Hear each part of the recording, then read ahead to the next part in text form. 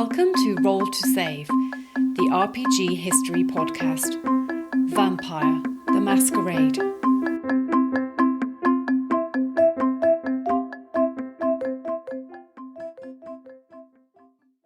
Hello and welcome to this, our Roundtable episode on the very dark and angsty topic of Vampire the Masquerade. I have with me, as usual, my co-hosts Jason and Steve. Hello, gentlemen. Hey, how's it going? Oh, Iain, how's it going? It's going good here. It is good and good here as well. It's a public holiday, so I cannot complain about that. Same over here in the UK. It's brilliant. More of those, please. Yeah, no, more of those would be good. We also have Wes. Wes has returned after another episode. We obviously didn't put him off last time. How you doing, mate? I'm all right. It took some time to recover. You know, there was a lot of pain after the last one, but I feel like I'm just about ready. I'm just talking about the podcast, right? I think so. Oh, there was that other thing. The podcast. You're okay. Excellent. And we also have with us a special guest. He is the host of the rather wonderful Call of Cthulhu podcast, The Good Friends of Jackson Elias. He is also a world-famous author. Did I get that right, Matt? There's a lofty pedestal you've put me on there, but I'll take it. Well, you can stand on that pedestal, my friend. So, Matt Sanderson. So welcome to the show, Matt. Thank you for joining us. No worries. Glad to be here. And like all new guests in the show, I'm going to ask you the same question I ask everyone. How did you get started in role-playing? What were your first games and what are your sort of fondest memories? Well, I'm going to loop this background straight back to yourself, really, because you were part of the first game that I did play. My apologies. It was a week before my first GCSE exams, and I was going somewhat nuts with stress. So one of our mutual friends, Tim Sell, suggested that I take a step out of reality for a bit and head along to a game. And so took me to this rather dark and seedy room above the Queen Vic in Wolverton to play MK by Night, to play Vampire Masquerade LARP.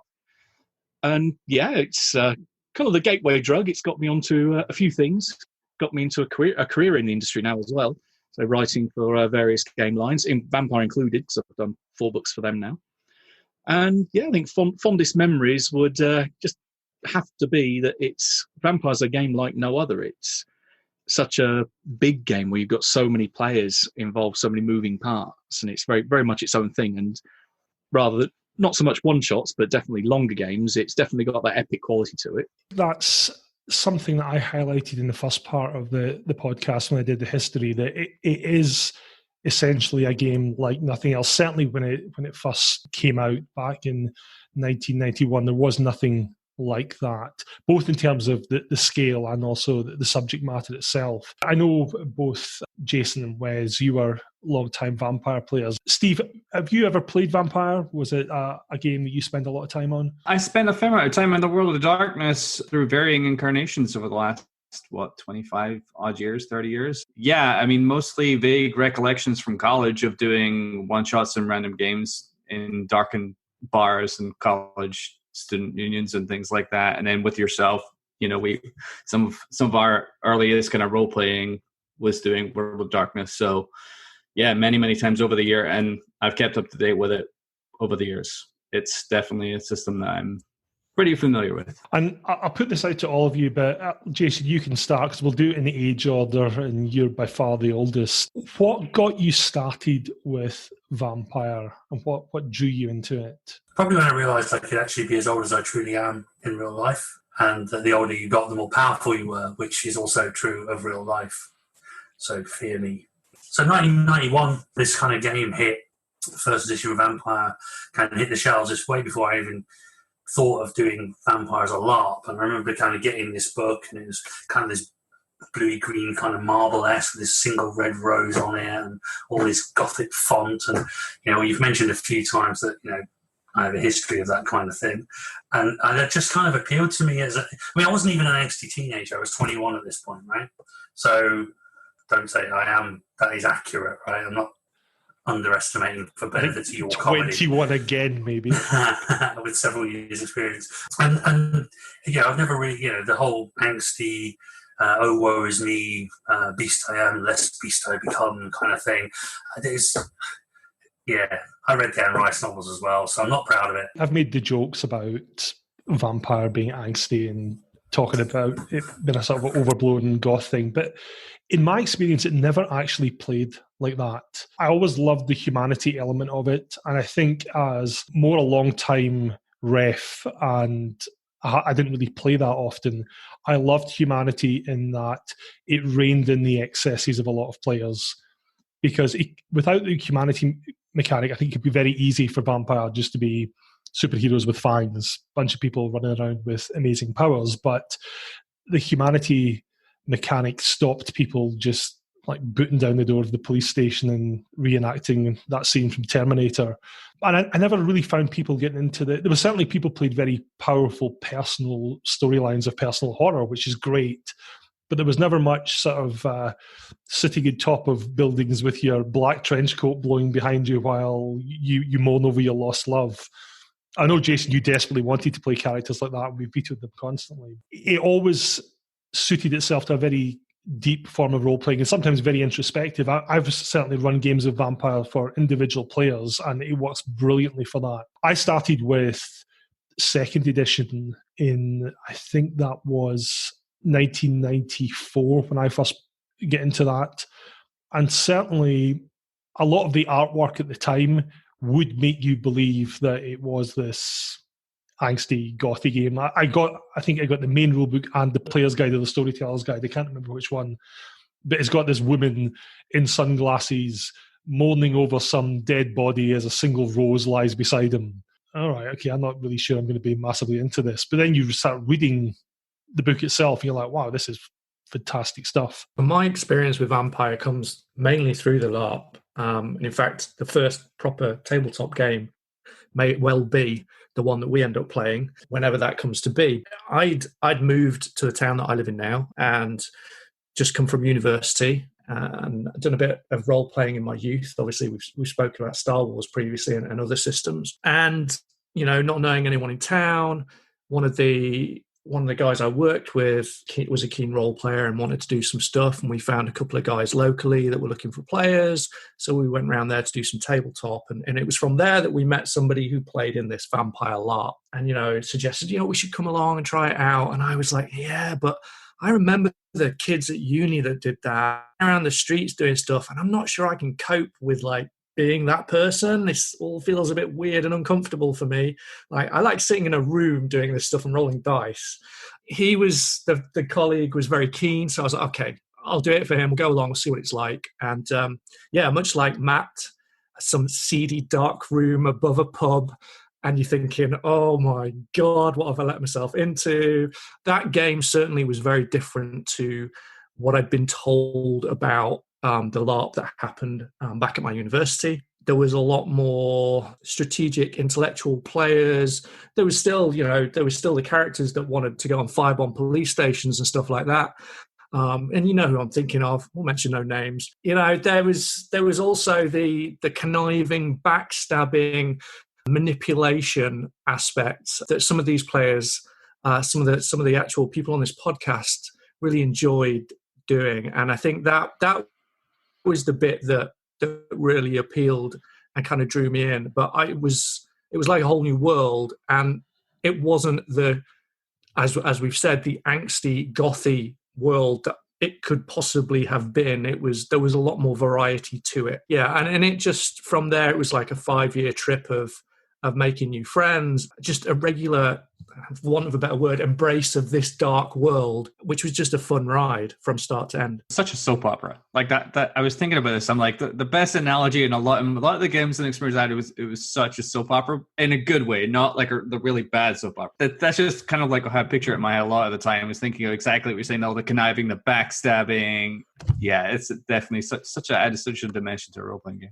Interestingly, Wes, I can actually remember just before you started, because I was at that point was still involved with running that game, and it was me and 2 other guys. And for whatever reason, the pair of them seemed to have an arms race going between them as to who could recruit the most new players. I remember the individual who recruited you proudly coming along to our refs meet and say, I've got another new player coming along and his name's Wesley and blah, blah, blah, blah, blah. Yeah, and that if we're talking about the right person, I kind of responded in kind by recruiting that person for the workplace in my actual job. So yeah, it kind of he pulled me into a role playing game, and I pulled him into a job. It's not the Masons, though, right? No, not the Masons. Okay, just checking because it sounds a bit nepotistic. Do you know what I mean? Yeah. Yeah. It's like a much nerdier version of the Masons. It's vampires and technology companies. The technocracy, yes. Yeah, which actually sounds like a plot itself. It does. I mean, the only thing I would add is the whole thing about there was a massive difference to me between tabletop vampire and live action vampire. Tabletop vampire, it was all about the coterie, and it basically became D&D with fangs in my experience, and it wasn't particularly great. I played a few games of the tabletop, and they all ended up the same. As you said, it was superheroes with fangs, and I don't think the humanity system did stop people. It probably would have stopped you and me, but most people, they were just interested in turning into a bat or a wolf and ripping somebody's throat out. But then when it came to the LARP stuff, I remember the guy who recruited me into the LARP game. He was the kind of incumbent prince when it all started, and he came around. I'd known him for years, and he was like, "Do you ever thought about doing LARP?" And I was like, "Hitting people with rubber swords or sitting in a corner in the dark room being morose?"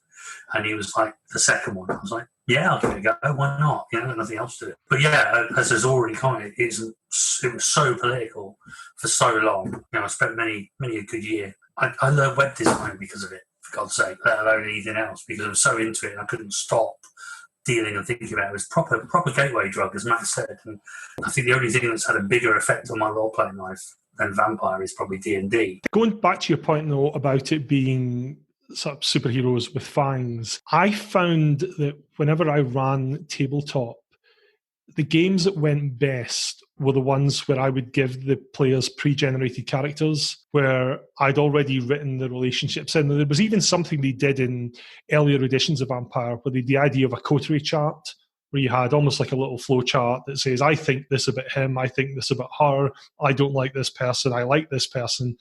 And it gave you, as a player, a little agenda of, this is what I should be trying to get out of this session. Because the problem with people writing their own characters for tabletop, as opposed to LARP's a kind of different beast, but with tabletop, you would have people choose the concept and write their character. And when you're writing a vampire story, it's not the same as writing a D&D adventure where there is a fixed location where you go there, kick the doors down, kill the monsters, take the loot. And the character classes are very much designed around the idea of going and kicking down doors and stealing loot. In Vampire, you can be virtually anything. And when you're designing a game as a storyteller, you're designing a story. And the problem is, if people pick one of those character concepts that doesn't fit the story, you've either got to go away and then jury-rig the story, or you have this poor soul sitting on the outside who doesn't really fit in and doesn't have an amazing time. And so with most vampire stories, you find yourself writing this political story that's usually about the conflict, night-by-night conflict between vampires. But whereas you've got somebody who wants to play the gangrel loner who's out in the wilderness communing with nature and talking to werewolves, well, he's not going to fit in that story. He'll manifest in one of two ways. Either you have to maybe crowbar in this brooding loner, or else he just gets fed up and leaves the game, or he decides to take his frustration out in the game, and before you know it, there's a wolf-fueled rampage in downtown Detroit, and the whole thing just goes off the rails. Whereas with LARP, I think as a storyteller, you have much more control in that it's a much bigger environment. It can be more accommodating because like-minded players will find like-minded players. And you can also really kind of veto a lot of concepts from the start and say, this game will be focused around this. Please do not try and play these things. And I could see your face smirking, Jason, because I know exactly where you're about to go with this. There you go. There you go. I do. We very much enjoyed our time that we were reffing that first Sabbat game, and people come to us with all these kind of weird and wacky concepts, and we very much enjoyed fitting them into the narrative and building a game to support their wishes. You see, that's actually a complete lie, because Jason and I set up a Sabbat game 20 years ago, in fact, which makes me feel ancient. Seriously. It was 2000 we came up with the idea, yeah. And as part of this, with most vampire games at that time, in fact, all vampire games I played in at that time were Camarilla games. Camarilla games, you have a choice of like 7 clans that you can play that cover a huge gamut of vampiric stereotypes. And sometimes you could play something a little bit different. But ours was a Sabbat LARP. With Sabbat games, you get even more clans you can choose from. There's a huge variety. And there was a very, very small subsection that me and Jason said, you can't play these things. We don't want them in the game. They're not suited to what we're wanting to do. And then we sat back and waited for people to ask to play these things. And predictably they did. Yeah. Yeah. I was fairly young then. I was in my early 20s, and it did stagger me, the stupidity of some people, that they could actually read an email that says, here are the things you could play, here are the things you can't play, and you instantly go to well, can I play one of the things I can't play because that'll make me really interesting and original? I want to be last of a dying race. Like, no, you can't. Go away. And I think Vampire was actually one of those games that really lent itself to that. It's one of the aspects of it I disliked was you would always have people come to you with puppy dog eyes, wanting to play something different. And sometimes people would have a really cool concept for that. And we did consider it and go, okay, you know what? That sounds quite good. Other times it was just like, what's wrong with the other 20 things you can choose from? That was something that put me off of later versions of Masquerade, and keeping into it was just the oversaturation of lore and clans and having to have so many books with so many different things going on. What was wrong with the original 7 clans? It's like there's plenty opportunities to play a unique character in any one of those. You can have 2 gangrel who could be completely different, right? To be different, you must have different disciplines. To be honest, Matt's written most of those books, so we probably should ask him about it. So that's actually a good question. So one of the things I raised in the first episode was, by the time 1998 rolled about and Vampire went into its revised edition, there was a couple of things that motivated that for White Wolf. I think one of them was the financial difficulty they had got into at that point, and it was, okay, we need to shake this up and put something new out there so that people buy into this. And I think the other thing was, second edition was getting slightly long in the tooth, and that they were just reprinting old stuff that had been done before. There was new editions of the various Chicago books that had come out. There was various Cities by Night that were reprinted. So they wanted to shake it up, and they introduced Revise. And as part of that, there came this shift of, we're going to be really intensely focused on our meta plot, meaning the big story in the background that White Wolf is writing. I don't know whether or not they had a plan at that point that they were going to end it all and this story was going to get there, or whether it was just, we're going to write this really cool story and you can put it in your games or not put it in your games. But one of the things I found about the meta plot was, similar to what Steve said, there was an awful lot of books that came out. Like when I did the podcast for Warhammer Fantasy Roleplay and I did the history section, I talked about nearly every supplement they'd ever released. It's impossible to do that for Vampire because there was over 200 released. You see Matt's library? Yeah.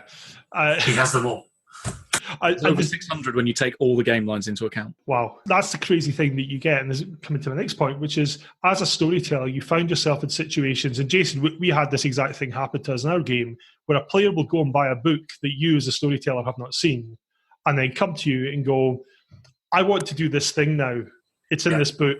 Therefore, it has to be alive and real in the world. And you think, I didn't even know that book was out yet. I agree, but I'm not without sin, because I remember buying the Bruges clan book, the Zombra clan book, all the little clan books, and going, cool, can I have this power, or this combo, or this? So I've done it too. So there's a lot of sympathy there. Well, I'm not whiter than white by any stretch of the imagination. I will say I do not think that the meta plot thing was bad. I liked the fact that as a storyteller, I could buy a new book. And I did this with a lot of the books. I buy it and go, wow, that is really cool.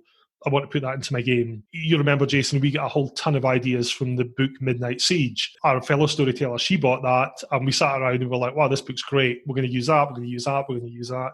There was even one thing in that book, Matt, that we went, Matt would love this. We're going to put that in for him. But always looking to please our players. Always looking to please our players, yeah. I think when it became a bit of a cornerstone to how a lot of people set their games, it kind of defined the canvas that it became a bit too invasive. And one of the briefs we had when we did the 20th anniversary books was that we were told this is kind of the situation, kind of the status quo. but it's not going to advance. You can bounce off those elements as much as you want, but there's no timeline progression here. There's no story narrative that's going to be weaved between the different supplements. It's just, this is the de facto setting. When you use it sparingly, bits and pieces here and there, then that's fine. And I think a lot of people can then, that have read the books and got invested in it, can then kind of have that appreciative nod and smile towards it and go, hey, this is the world I know. But it doesn't have to dictate where your story goes, because it can be far too invasive if you take it by the letter of the law. I think the ultimate example of that was when, and we'll get onto this later, but when we released the Gehenna book, I started up a LARP a few years after Gehenna had happened. And one of the people, who shall remain nameless, who was originally going to play, said to me, but you can't really start a LARP now because they've ended it all. No, they've ended their game line. It doesn't mean you can't play the game anymore. It's not a real event that's happened. Everything to do with all that. The vampires are dead. Up. Yeah, they're all dead. Dead. No vampires anymore.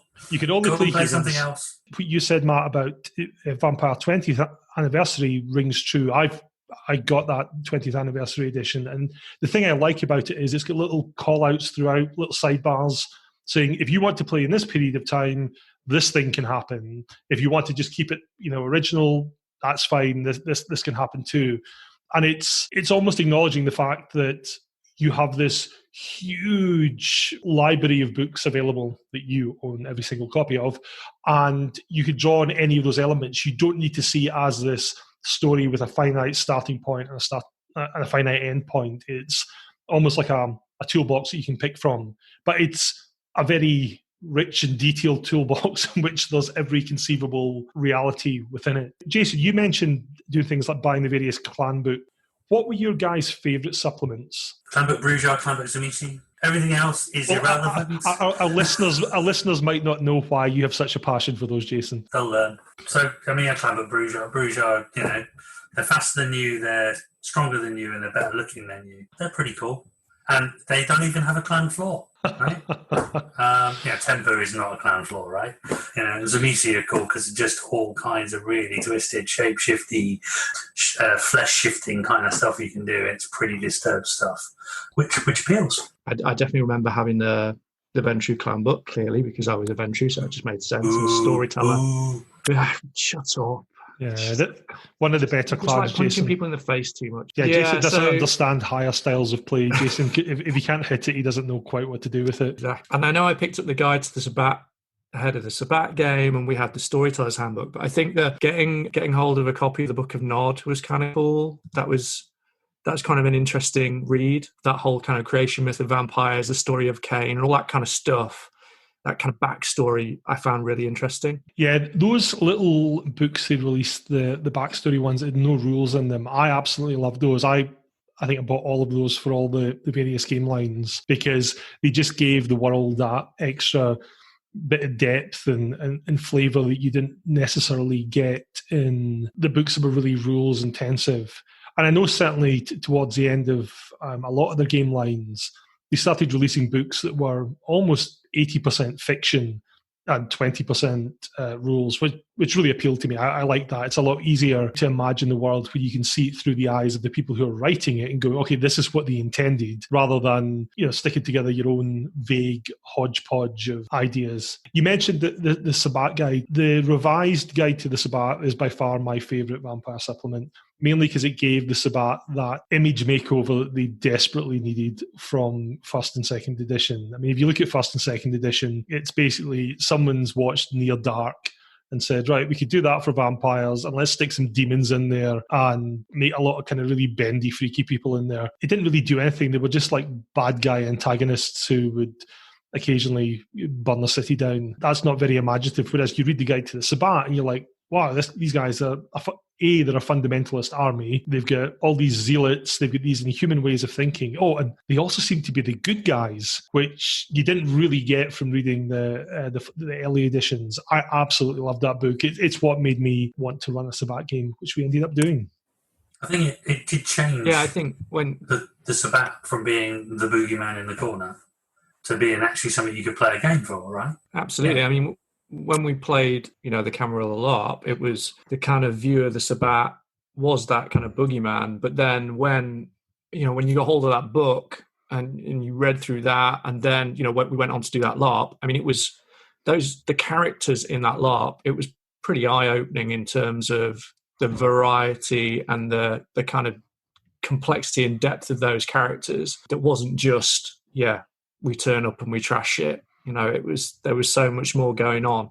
And that book certainly helped a lot in setting that scene, I think.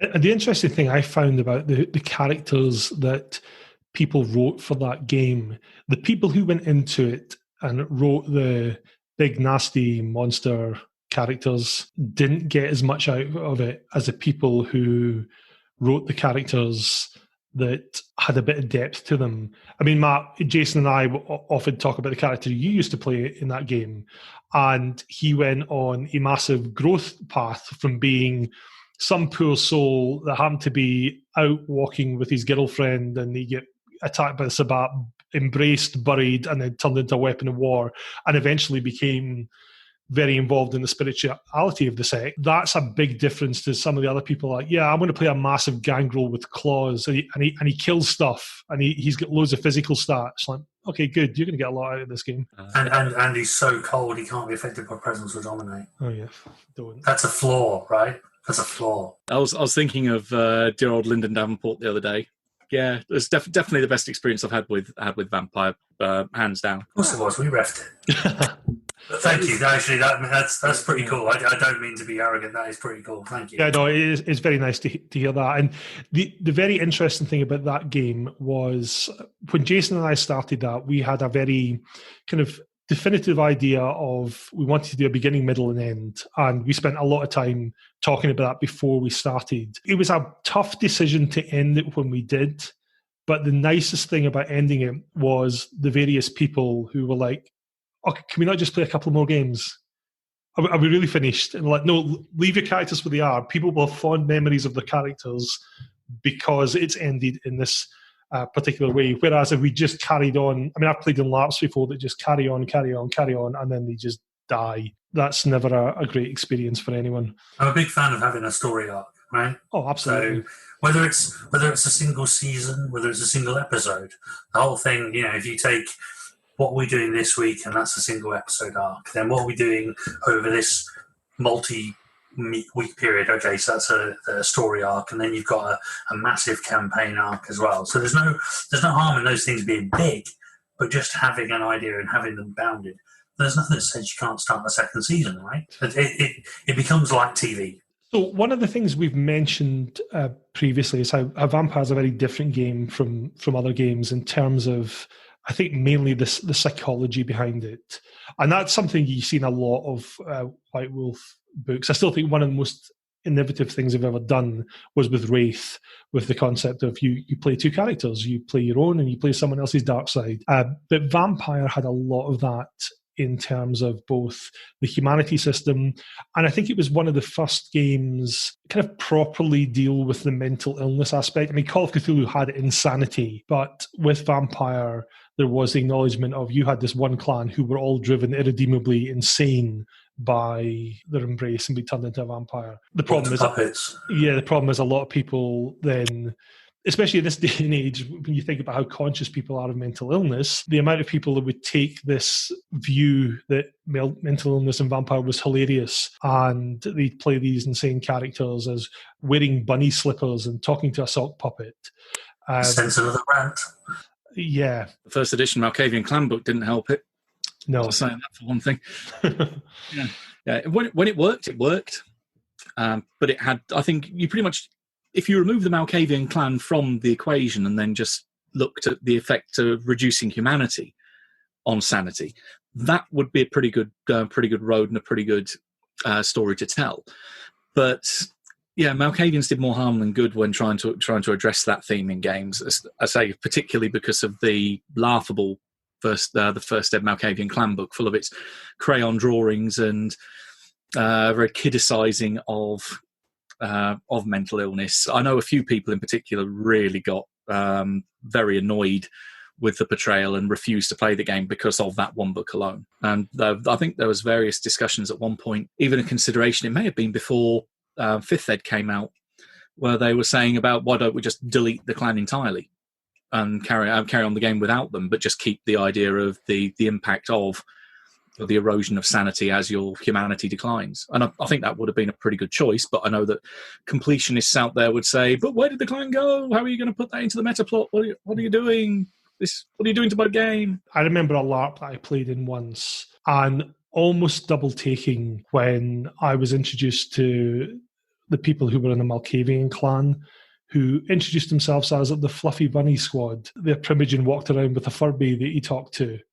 Did you destroy them? Actually, Please tell me you destroyed them. That was actually the game where I then went away and wrote a Malkavian character, and me and the other one Malkavian who wasn't part of the Fluffy Bunny Squad systematically killed the other ones off one by one. You're a bad man. Yeah, well, it's interesting to see how society has changed so much that we can look at that now and say, okay, look, they made some really bad choices with their portrayal of mental health and a clan based around kind of madness and all that kind of stuff. But it also feels like there's a great opportunity, like Matt, you're saying there, they could have deleted the clan entirely and gone a different way. But it feels like there's an opportunity there now.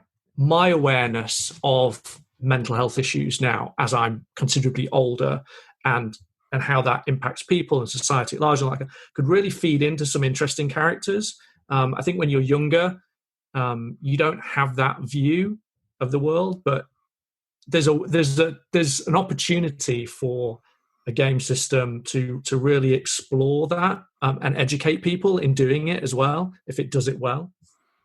Yeah, because doing it well, right? That's the key, because the two extremes that you got, and certainly I saw in most games, was you'd have somebody who was wacky and crazy and talked to sock puppets, and his idea of mental illness was he talked in a childish voice, or you'd have someone who was a sociopath. There was never anyone who just had something that debilitated them. There wasn't somebody who was just a normal person, but with a mental illness that made life really difficult. And it could be because people aren't comfortable with that, and it's probably not a lot of fun to play someone who's genuinely depressed, or somebody who's genuinely got schizophrenia or something along those lines. But people only really gravitated to the two extremes. And it could be because people don't actually understand what they're doing with it.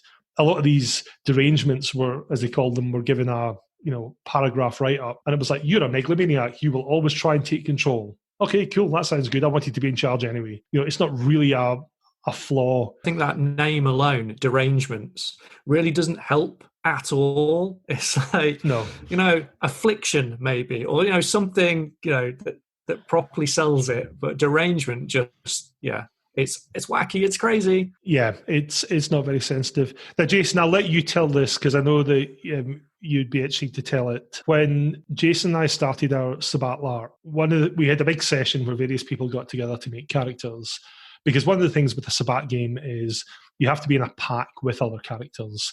It's more about making a group concept rather than individuals. As a set up to what Jason's about to tell you, there was one fella playing the game who very quickly wrote up a character and then handed us this kind of minimaxed monstrosity. And we looked at it and said, you've taken two derangements. You've taken paranoid and schizophrenic. Are you sure you want to do that? And his answer was, yes, I'm taking them for the points. Jason, I will let you... Red rag to a bull. Just a red rag to a bull, isn't it? I mean, if you've got a serious character concept, and part of the character concept is the mental illness that they suffer, we will support you in that. But when you turn around and say you want it for the points, just before I go into this, one of the things I would say is that I think the problem with people when they did Malkavians and other characters of mental illness before is they hooked their entire character around the mental illness. It took me a long time before I played a Malkavian character and did it in a Sabbat game in the town where I live. And it's actually the most recent character I've ever played. So, it took a long time to get around to it because I didn't think I could do it right. And that was the problem. And then all these people come and say, I have this derangement and this is my character. And I turn around and went, I have this character and he's Malkavian. What derangement should I take? Because the character wasn't based on the derangement. The derangement was a fracture in him rather than the concept of it. Anyway, so guy comes to us, two derangements, fantastic paranoid schizophrenic, and he wants 2 extra points, which, let's face it, is a session. He's literally getting 1 game's head start on everybody else. So I came to the first game and he was actually late to turn up, which was really convenient because we basically briefed the entire room and said, right, when this guy arrives, his character is paranoid and schizophrenic. So at some point in the evening, I want each of you to wander over to him and tell him the darkest thing you're going to do to his character. But I want the rest of you to ignore it because it didn't really happen. He had a great game. He came to us afterwards. He was like, that was brilliant. I really enjoyed it. I really did enjoy it. He said, but you were doing it. It was all this. So I'm going to buy it off. I'm going to buy the floor off. And I was like, you can buy it off, but you need to get treatment and you need to develop as a character before you get this treatment. And it's really hard to trust the psychotherapist when he's telling you he's going to kill you and spread your entrails across the room and decorate his office with it. Yeah. I remember that. He lasted quite a while, actually, but his insanity got the end of him.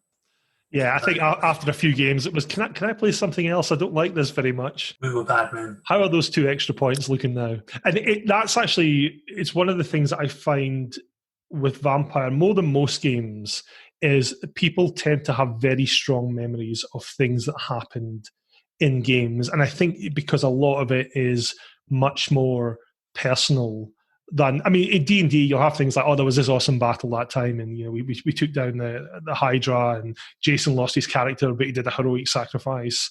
I remember I had a game of Legends of the Five Rings years ago where I actually sacrificed my character so the other guys could escape.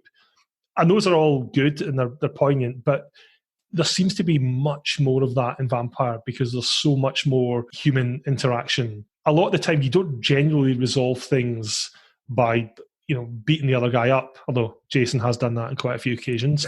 A few times. But people have these very sort of strong memories. For me, it's not a specific detailed memory. It's more of an emotional thing that, I have distinct memories of when people, and it's generally at the top of the pile, when people would try and oust a prince, or when, they were building up to the point where they were going to. And then you get to that climax where somebody makes their move, and it is just, you are like, if you're the person trying to oust the prince, you're literally almost shaking. And I think if you just don't know what's going to happen, you don't know who's aware of what, who's going to stab who in the back, how this is going to play out, and it is so tense and so and everybody's in it at that moment, and just the fantastic role playing that happens out of that.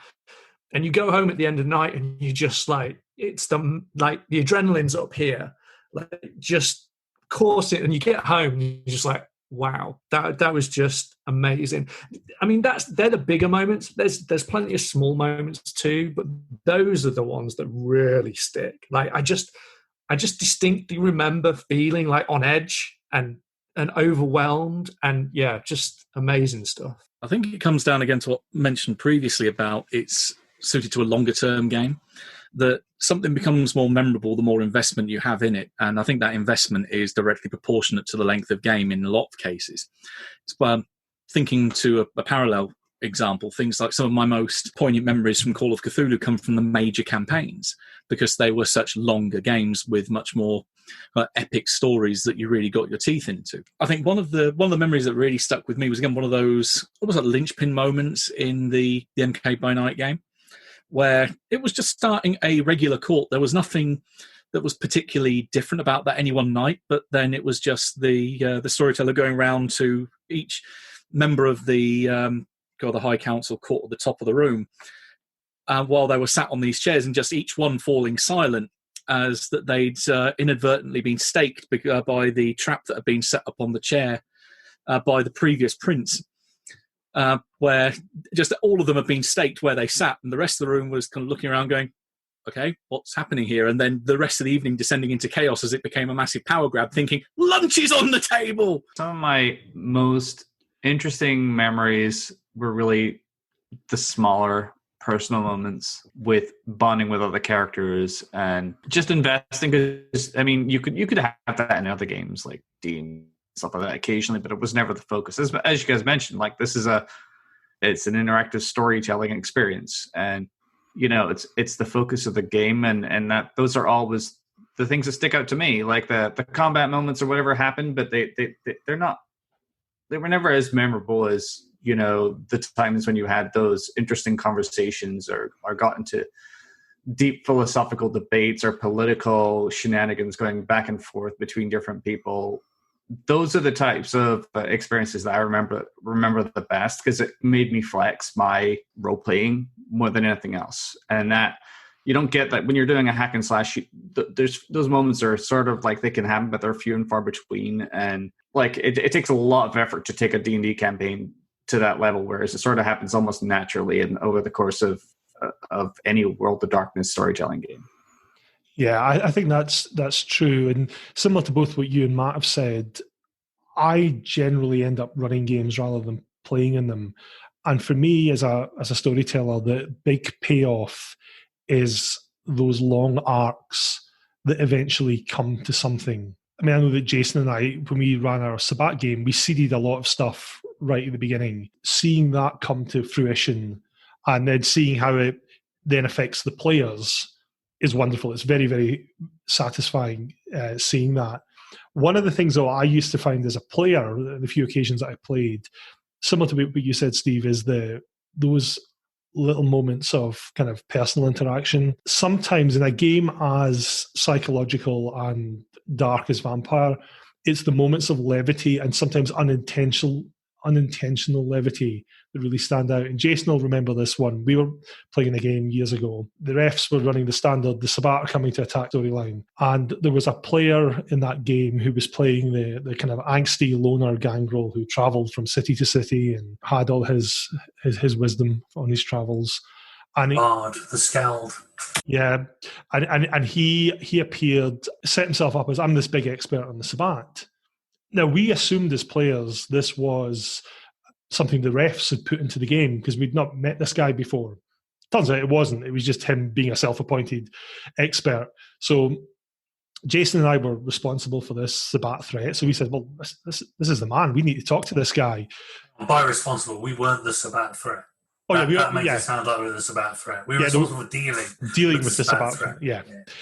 So we get our crew together and we pull this fella into the room like, right, you're obviously the big expert on the Sabbat, tell us, what do we need to know? And he looks very pensive. And the thing about this guy is he did this weird faux American accent for his character. I'd tried to make it as kind of vaguely gravelly as possible. So we're sitting there waiting for this massive plot dump from the STs. And he says, yeah, if I know the Sabbat, and I do, when they come, they'll come at night. And there's a pause, and I'm like, well, of course they're coming at night, they're vampires. And then the whole thing just descended into absolute chaos. But I used to love little moments like that kind of broke the oftentimes very intense play. But also the very intense play could be a lot of fun. There was one time in the game that Matt's mentioned where I absolutely let loose at another player and called him out in front of everyone and went completely nuts. And I'm normally a very kind of calm and reserved person, not particularly shouty. You did that quite a lot, right? Oh, I went absolutely mental in this game, to the extent this other player left the room. And I went out afterwards and he's outside smoking and shaking. And I'm like, I'm really sorry. That was all just in character. And he's like, all right, okay, you're looking sort of fearfully in my direction. I'm sure it's something to do with the 6'4" Glaswegian barrel down at him is probably quite scary for most people. There could be that, yes. There's small problems with the social LARP aspect of Vampire as it plays out, in that it's great in lots of ways, but depending on the type of person that you are, it can make it challenging, I think, to cope with certain scenarios because of who you are, not necessarily because of what your character's like.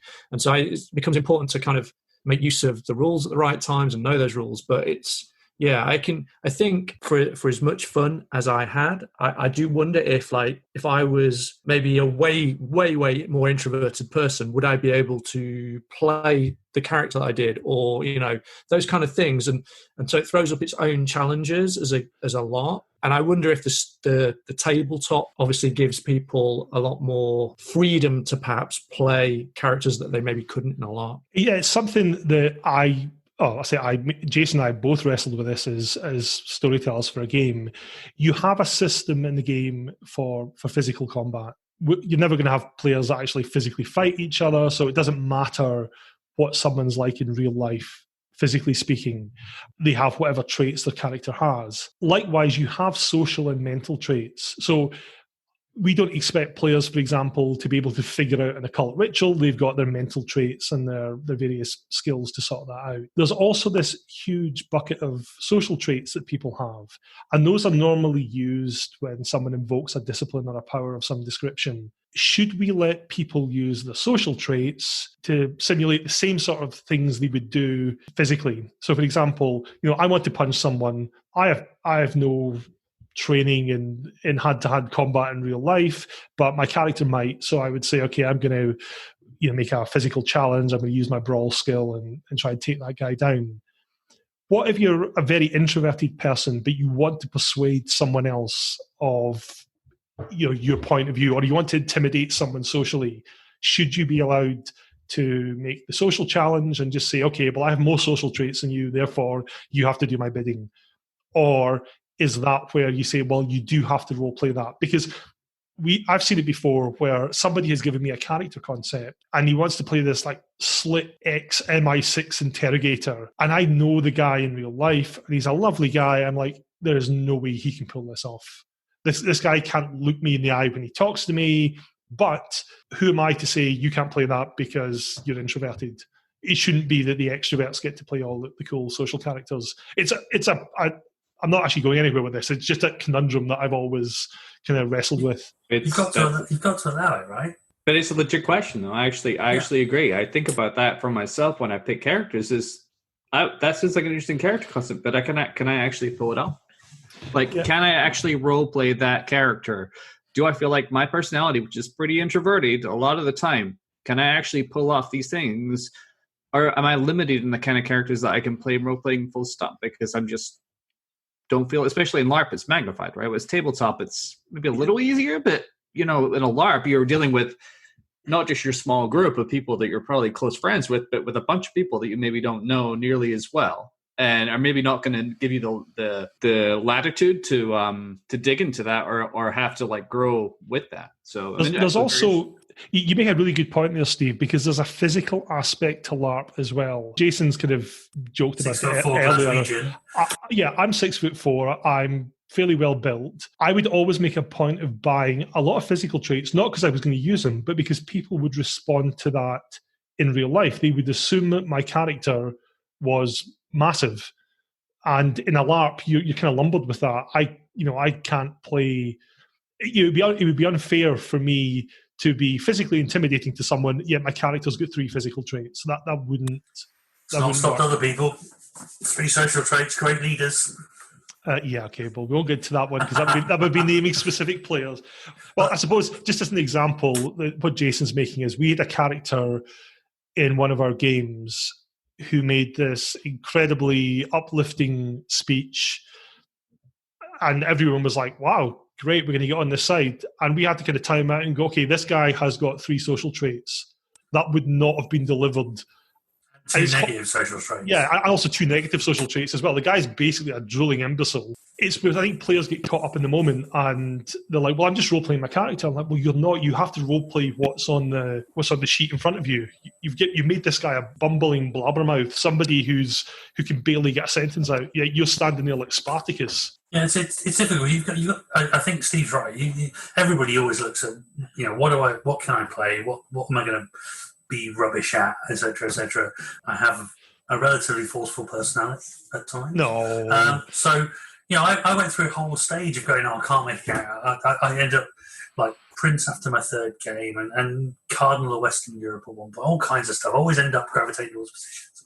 And I started making characters that were not going to get to positions. And then I realized I didn't actually enjoy them. So I started writing characters that did want positions again, and then I started enjoying the game again. So there's a combination of not only can I play it, the answer is well, yes or no, but also should I play it, and should I just give somebody else a go? And no, Sodom is what I say. If everybody out there wants power, just go for it, right? That's the way it should work. If everybody's writing characters that don't want to be in position of power, that's a really dull game. Yeah, and actually, to me, like that power play like aspect of like if it's only just one person is really boring and dull to watch a game like that. Having rivals at each other, like that's part of the secret sauce of the whole game. You judge a man's worth by his enemies, right? So if your enemies are rubbish, you're rubbish, right? What you want is really good enemies. Set yourself up. Well, I'm pretty sure Sun Tzu wrote that. If he didn't, I'm claiming it. I'll write my own book. So The Art of War 2 sequel. The Revenge. So it's personal. I'm going to put a contentious subject here. So it's something that we talked a little bit about previously, but it's something that I think storytellers of White Wolf games struggle with more than any other game. And it's magnified in a LARP. And we keep mentioning LARP because Vampire is so suited to LARP play, more than I think any other game I've ever played. More than anything, absolutely. And that is that in amongst your stable of wonderful players who want to role-play characters and have great concepts is the player who just looks at how many points they can get and what sort of threshing machine they can put together. And I think it may be because Vampire in particular doesn't so much focus on these concepts that it probably stands out so much when it does happen. Like D&D, ultimately you're focused on a character who's going to be effective in a combat situation because a lot of D&D's conflict is combat. If you're playing one of the old school games like Old School Essentials, that is your entire being, is you're going down to a dungeon, you're killing things, and your whole character is based around how effective you are in combat. In Vampire, that's not necessarily the case. Yet you have these cases when people, despite being told this is a social game, put together a perfectly legal character, but one which is just this threshing machine. You need to cater for all types of players. So, I'm sorry, just because I might not want to play that character, and I know you don't want to play that character, we have, but doesn't mean it's anything that's valid, right? If you sit there, set up a game, and you've got all this highfalutin kind of ideals about what you want to do, and the rise of the ancients and Gehenna, and it's all going to be horrible and introspective, and somebody wants to beat up shit. I guess it depends on how much it affects other players. So, that's what I'm getting to, yeah. Yeah. It comes down to society. It's like, is what I'm doing negatively affecting the gameplay of what everybody else wants to do? And how much you have to pivot the game to accommodate that one special person who wants to be a combat monster, whereas the game that you're trying to run is largely socially based, right? I'd argue that it's how much you have to tailor your game to go with any focused character. Somebody wants to be really focused on rituals and stuff in this Sabbat game. How much are you going to tailor your game to allow it to happen? How much is somebody going to be a cult in your Camarilla game? How much do you tailor for that to happen, and so forth? Good refs tailor, do they? Please, I think. I like the idea of what Steve mentioned there about the enforcement aspect of it. That there are a lot of tools built into White Wolf settings to almost have the non-violence setting. Like Vampire has its Elysium, that you're not allowed to violate that. Heaven knows we've all played in enough games where it is violated because somebody decides they're having a coup regularly. But I think one of the nicest examples I saw of that was in the Victorian game, Jason, that you used to run, where I was playing the Ventrue Prince, and there was a character in there who was a Bruja who wanted to solve problems by hitting things. In a straight one-on-one fight, a Bruja is probably always going to beat a Ventrue. There was a wonderful moment in that game where Jason's mechanism for enforcing this was a single discipline power he'd given my character. And this Bruja eventually made his move and decided he'd had enough of me and he wanted to be prince. And he comes storming down in the middle of court, draws some magical sword he's got and whacks me with it. And this power I had was a fortitude power that said, yeah, you shrug off the damage and anything hitting you breaks. So I sat there, sort of stony-faced. He hits me with this thing. It breaks in two. He looks shocked. And then I just turned around to the character who was playing the sheriff and like, detain him. And it was a wonderful, this could have been this huge, big brawl. And it wasn't. It was just a wonderful, simple message of, violence will not be tolerated here. But I think you still sometimes get it where it's almost like the off-scene stuff that happens. And Matt, you've probably still got PTSD about this, but there was a game that Matt and I used to play in, and I convinced Matt to come along to this game. And on Matt's first night there, so he's got a brand new character. I've been playing a long-time character in this game, so Matt doesn't know anyone else here at the time, so I kind of take him under my wing. And Poor you, Matt. Poor you.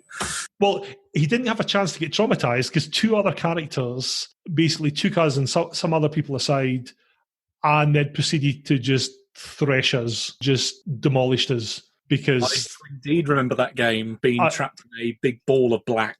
Yes. Yeah, it was a dreadful, dreadful experience. But again, that's where you've got two players who the refs have indulged and said, yep, you guys can fulfill your power fantasies.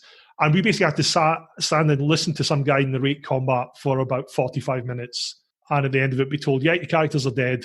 Great. Sounds like a lot of fun. It was amazing. It's like a doozy of a new introduction to a new game, to a new player, right? That sounds like the best. Well, in fairness to the refs, one of them went absolutely nuts and kicked these players out. And I think it was largely that thing. This was Matt's first game.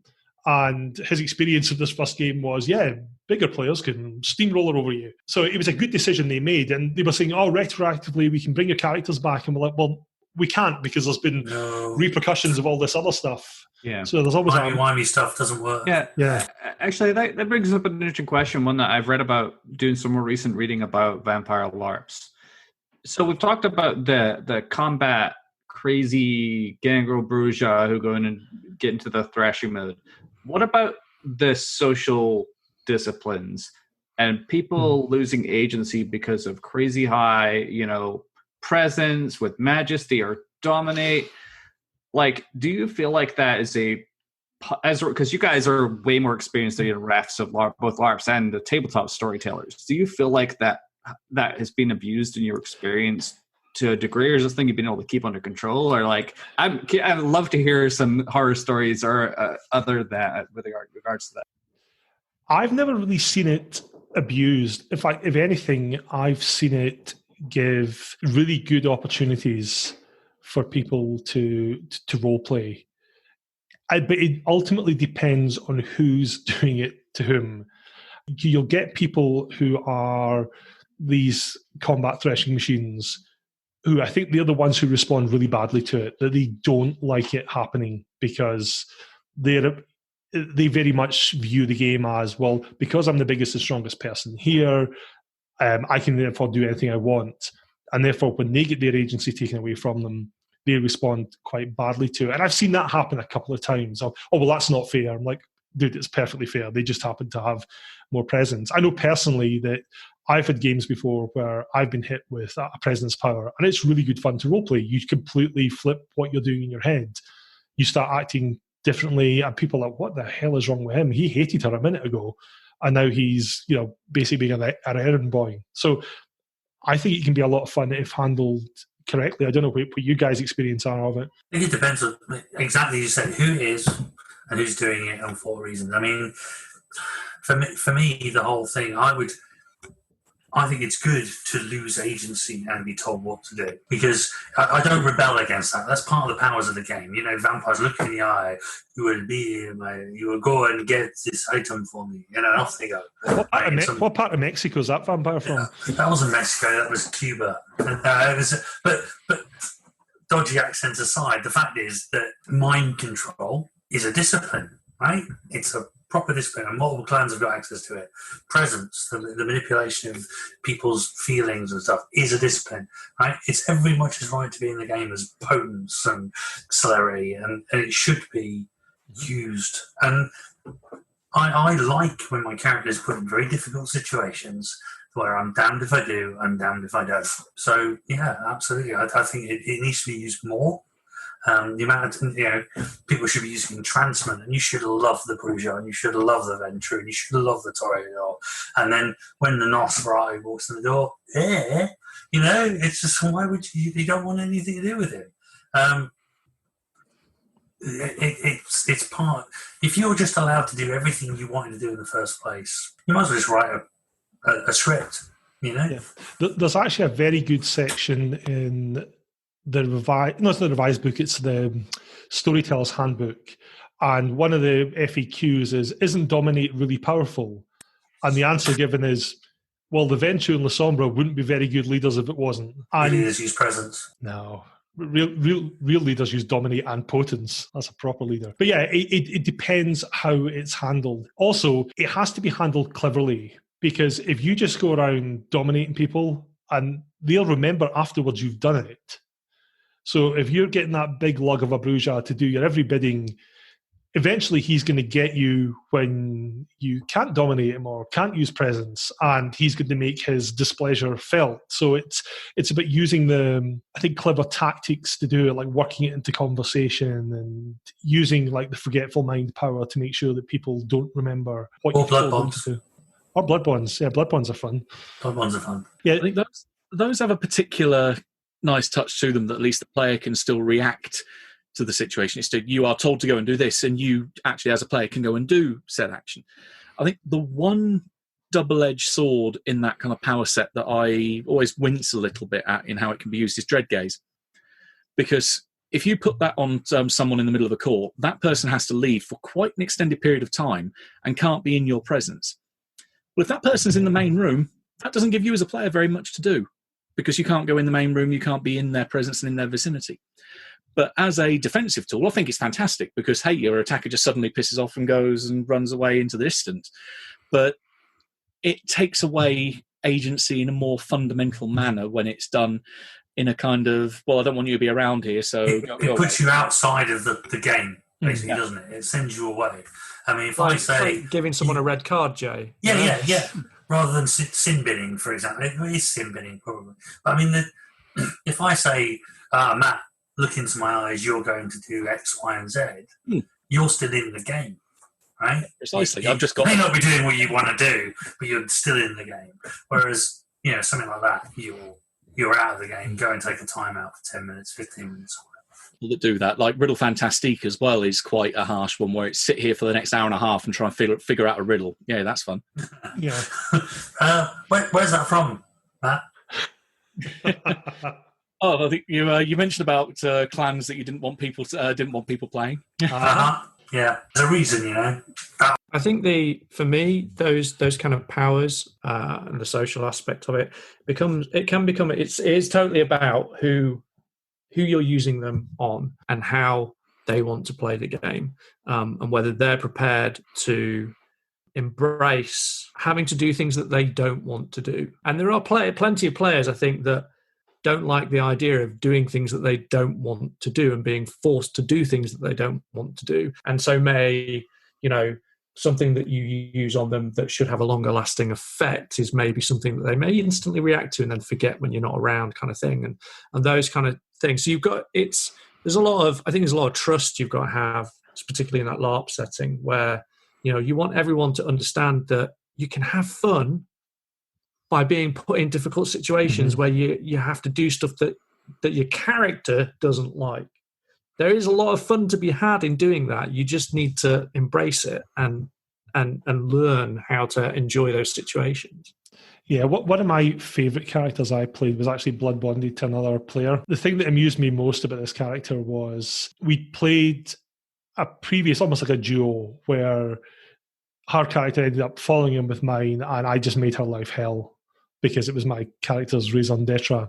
And it's what you do. Not all characters I do that with, just some of them. But once we'd finished with those characters, I said, okay, look, I made your life hellish with that. If we play another duo, I'll let you pick some terrible condition that I have to exist under. And I remember Jason was there at the time, and she said, all right, you can be blood bonded to me then. And for those of you listening who aren't familiar, the blood bond effectively puts you in a sort of very extreme fatal attraction mode with that other character. And Jason looked over and went, why do you think that's going to be a punishment for him? And we then carried on playing this character. I think after a few games, she very quickly got the message that this is in no way a punishment. Iain is reveling in this far too much. Because when you get people who play blood bonds as, oh, I really like that person. It's not. The blood bond is, that person is my world. If they don't acknowledge me, my whole reason for existing is crashing down. But the best thing about the blood bond, you play this person and you're fanatically devoted to that other person, and you want to do anything for them, but you could temporarily suspend its effects by spending willpower in the game. And when you suspend the effects, you realize this person is a monster that has bound you to them for eternity. That player's face, the first moment I spent willpower and made my feelings abundantly clear as to what this was absolutely wonderful. Again, I'm playing a character who pretty much zero agency. She would tell me to go and do stuff, I would go and do it. And even if it was terrible stuff, I still had to do it. But it was an awful lot of fun. And I think that's where the role-playing part of it comes in. I think if you're not inclined to find fun in doing that sort of stuff, you're probably not going to want to play those characters or have those things happen to you. If you just want to win. If you just want to win. Well, in fact, that was the same game where there was somebody who was playing in the same clan as myself and Jason and this other player, and he very much was of the school of thought of he wanted to win. His character was quote unquote optimized. He could do all this really cool stuff. He had no discernible flaws. And my favorite moment in that game was he decided he just didn't want to play along nicely with us. And he was sabotaging something we were doing. So I was dispatched by my owner to go and sort this out. The thing is, my character was genuinely terrible at most things. I'd also taken the flaw thaumaturgically inept. He was a Tremere character who was no good at thaumaturgy, which is really the only thing the Tremere have going for them. So I turn up to confront this character who's just a mountain of stats and power, and he can chuck flames from his hands. And I've basically just got a bunch of physical traits. And for whatever reason, the luck gods were on my side that night, and he missed with absolutely everything. And I pummeled him into torpor. And then the luck gods deserted me when the ref said, okay, make a frenzy test. And I did, and I failed, and I ended up gobbling up his soul. And the best thing about that, though, was the guy playing the prince was so irritated by who this character was and what the player was doing, is for whatever reason, best known to himself, he absolved me of this. He's like, well, I'm sure there was extenuating circumstances, we'll let him off. And it was wonderful. Just saying, I don't remember the frenzy check. I think you did it voluntarily. No, there was definitely a frenzy check there. Yeah, we believe you. Matt, one thing we didn't talk about, which we mentioned at the beginning, you're obviously a world-famous author for White Wolf. You've written a bunch of supplements for them. What was your favourite one that you wrote and why? Ooh, well, of the 4 books that I worked on, all for the 20th anniversary of the line, there was Hunters Hunted 2, Anarchs Unbound, Rights of the Blood, and Ghouls and Revenants. I think the one that was probably the most fun for me was Hunters Hunted 2. The bits I contributed to the books, how to give you a little bit of insight into how how putting a book together works, is that the line developer will give an outline of the book by chapter, say this is what we want in each individual chapter, and then they will get farmed out to different freelancers. Normally it's a discrete block that a particular writer will get one chapter, or if it's a particularly big chapter, they might split it in 2. Like in the Anarchs Unbound book, I ended up doing the first half of the Anarchs history as one of the parts I was given, and then another author did the latter half, the kind of the Anarch Free State onwards. But anyway, the bits that I worked on for Hunters Hunted 2 were the opening fiction section, and then also producing the sample NPCs at the back of the book.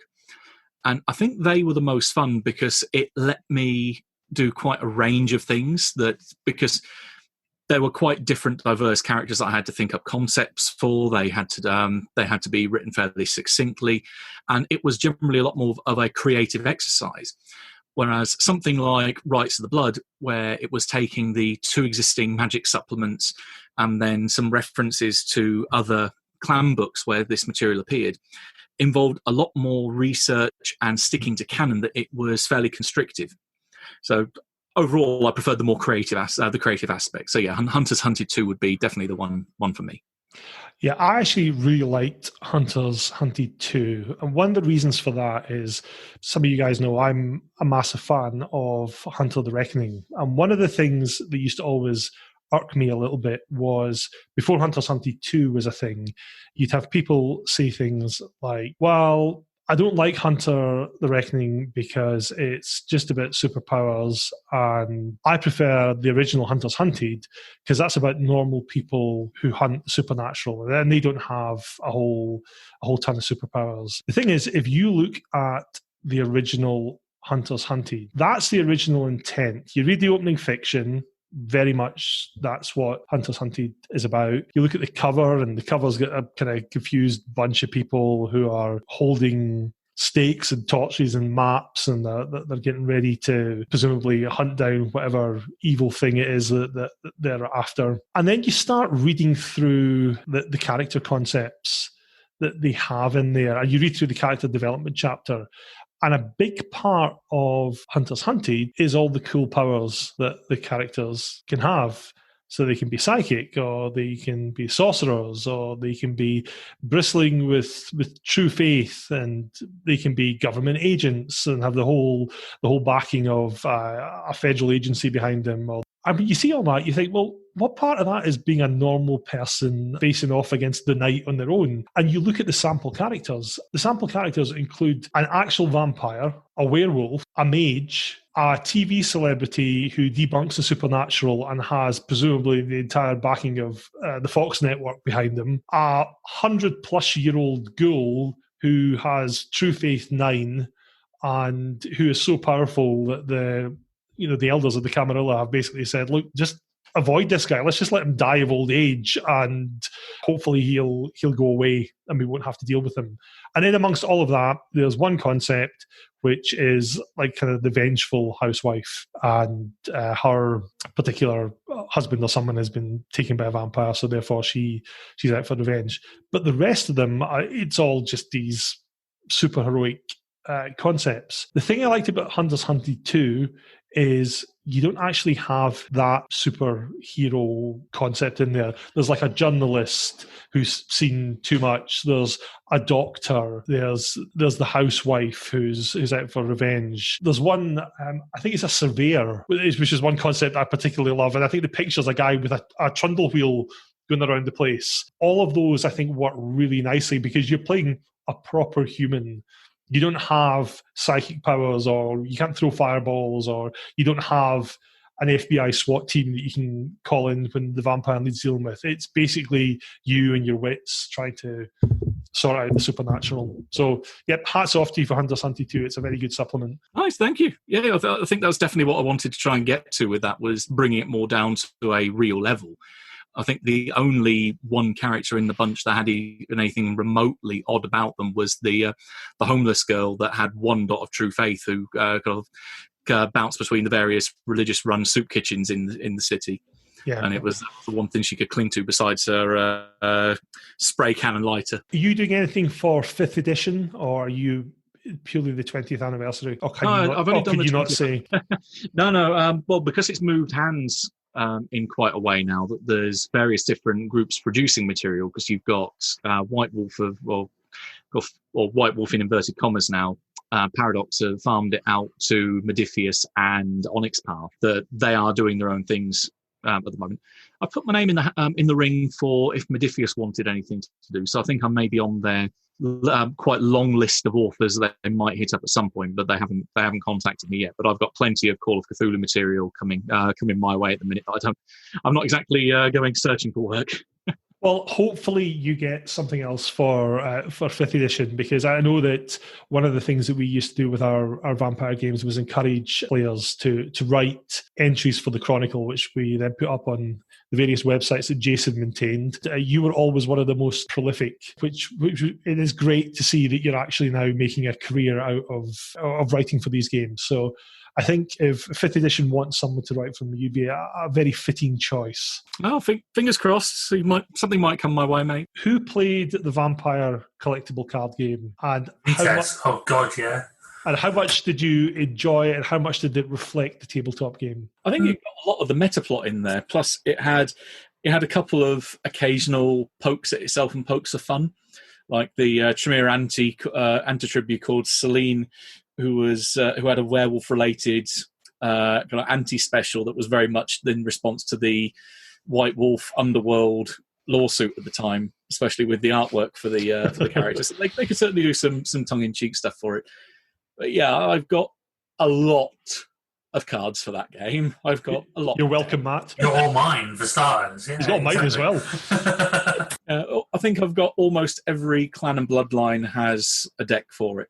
And even the Imbued as well, the kind of Misstep Hunter expansion that they did. But oh god, that was a money sink right there. I think the lesson there is that if you ever want your kids to avoid drugs, get them into a collectible card game. It is basically paper crack, right? Yeah, well, they won't have money to buy drugs. It'll be fine. Yeah, same with role playing generally, or miniatures. Or miniatures, yeah. Yeah, I did not get the same addiction that you guys did. I mean, I enjoyed it, but I had my big thing back in the day was Magic the Gathering. So, that was where, if I was buying cards, that was what I was spending it on. But yeah, I didn't. And I think at the point when Vitesse was big, I was like, I can't be spending. I've done this. I've been down this road before, spending oodles of money on a card game. I cannot do it again. But I do still have my original cards from before the rename, I believe, because it was originally Jihad, wasn't it? Yeah, it was called Jihad, which obviously struck me as a really... You're not allowed to say on the internet these days. Sorry, Mr. NSA, we're talking about a collectible card game. Steve, did you ever play the Vampire card game? I think you know that I did. And I think you know that we played many, many card games of differing flavors together back in the day. Did I get you into that game, Steve? I don't know if you got me into it, but I do vividly recollect several trips through to Glasgow to sit in whatever that store was that we all went to and spent a bunch of money on various card games, including the Eternal Struggle, the Star Wars CCG, Legend of Five Rings, Magic. Like it was that crew of us who spent a lot of money. Right, one last question then before we finish up. Did any of you buy the Gehenna book? And if so, what did you think of it? I mean, I'll start. I bought it the day it came out. I largely really liked it. I thought it was a fitting send-off. Some of the scenarios one more so than the others, where I was a bit like, not sure what they were going for there. But I think it was a very bold concept, ending it. I did say at the time, I bet they end up reprinting it. Not Gehenna, the book, as in restarting the line, which they did do. But I did largely enjoy the Gehenna book. I collected it, definitely. I held off reading it for a long, long time. Partially because I was thinking that, it's going to turn up in a game I'm going to be playing at some point potentially, so I don't want to have it ruined ahead of time. But then also a certain degree of trepidation after I remember being in a car with you, Iain, on the way to a game, where you described reading one of the options that was in the Ascension book, which essentially boiled down to breaking into Area 51 and stealing an alien UFO's steering wheel. Yeah. At which point I thought, I think I'll leave this and discover it through play if I'm going to get it. Oh, that scenario was bloody awful. It was a mixed bag though, the whole book, right? So some of them were okay. Oh yeah, in Gehenna, largely the scenarios were good, and it tied up what was happening quite nicely. The one that Matt's referring to is from the Mage book, and I'm reading it going, I don't get what this has to do with what I've been reading for the last 10 years or so. Mage was just superheroes though, right? Contentious. Before we sign off then, I'm going to give everyone a chance to give a little shout out. What I'd like to shout out this week is the podcast that Matt's on. So for those of you who haven't listened to it, it's called The Good Friends of Jackson Elias. It's largely Call of Cthulhu related, but there's a lot of other horror stuff there in general, horror literature, horror movies, etc. I don't want to embarrass you, Matt, but I think it's wonderful. It's a very easy listen. Been moving house recently, and I've kind of had it on in the background while I've been reassembling and disassembling IKEA furniture. So I've churned through a whole load of episodes, and I think you and your co-hosts do a really good job of taking sometimes what can be really minutiae of the Cthulhu mythos and putting a nice spotlight on it and really giving a lot of good ideas that people can use in their games or fiction, if that's a thing. Do you want to say anything more about it? Let people know where they can get it? Yeah, sure. Yeah. Oh, thank you for saying. It's nice to know that people out there are still listening. Definitely putting a spin on moving house. I remember doing that myself, and boy, that was a tedious task. So anything we can, a little bit of horror that we can bring into that to make it a bit more enjoyable, the better.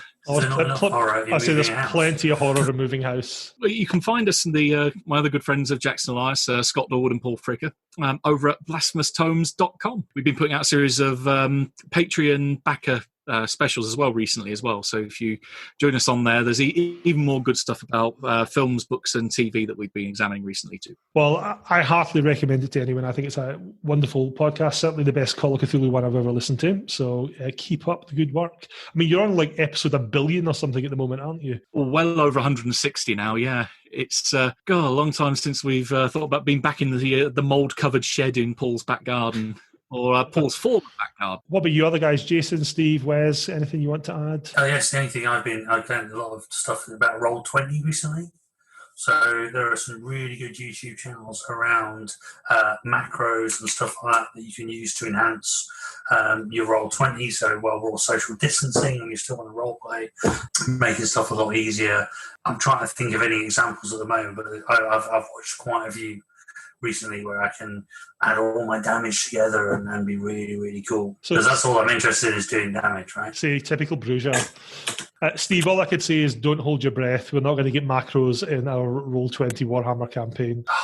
I can't. Maybe the next slacking, mate. Has he done like customized tokens for you yet? I've done some amazing artwork, haven't I, Steve? The best artwork. The map was a thing of beauty. Did the squares line up? That was the biggest problem I had with Roll. It may have been drawn freehand using Roll20's equivalent of paint to go, you are here, you have to cross the sewage to get to there. And that's a BBN, well done. Yeah, that's about as descriptive as my games get. Right, well, anyway, gents, thank you very much for joining me again. We'll have another podcast next month. Matt, thank you for taking your time out to join us, and Wes, thank you for joining us again, and we will speak to you all again next time.